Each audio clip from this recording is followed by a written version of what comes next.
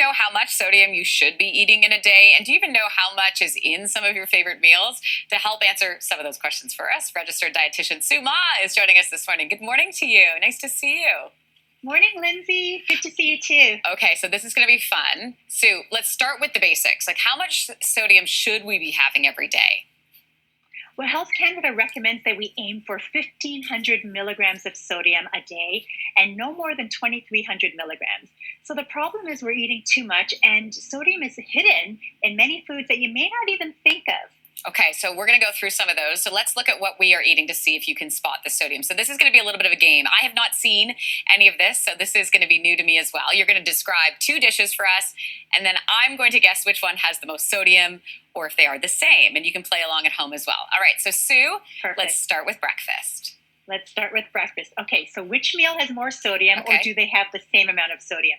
The first is a yogurt parfait. It's made with some Greek yogurt, blueberries, strawberries, and granola on top.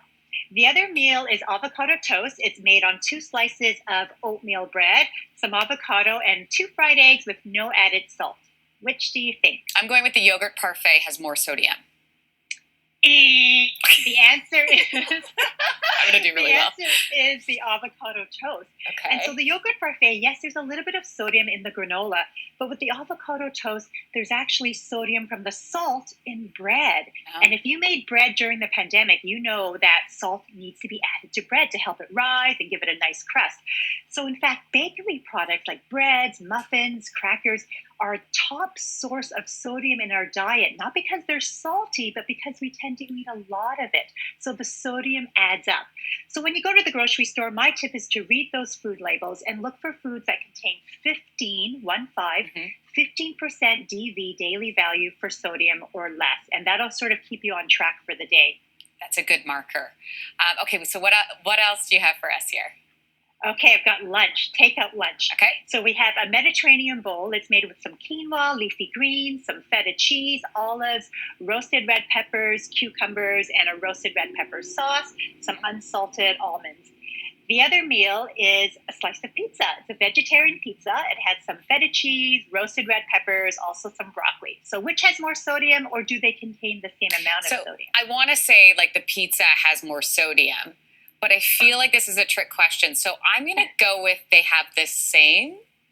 Yay, Lindsay, you got it. Nice. They do contain the same amount. So let's break it down and see where that sodium is coming from.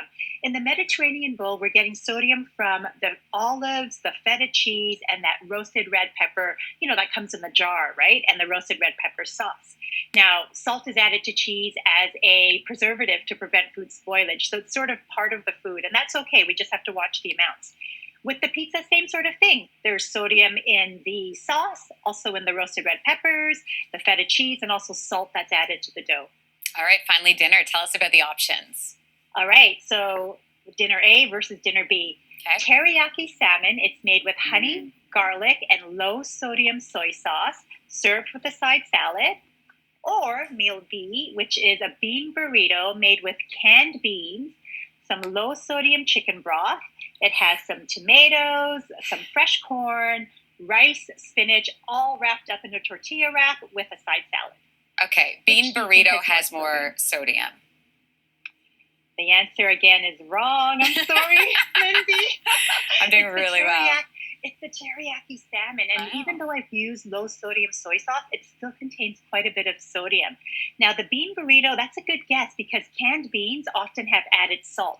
But if you rinse the canned beans, you can reduce that sodium content by 40%. So my tips when you go to the grocery store, look for foods that say lower sodium, reduced in sodium. Look for canned foods with no added salt. Cook with herbs and spices instead of sodium or soy sauce so that you can reduce the sodium. And you can find more tips on my Instagram at SueMahRD. Love that, Sue. Thanks so much for playing along with me this morning. Good to see you. Good to see you. Bye.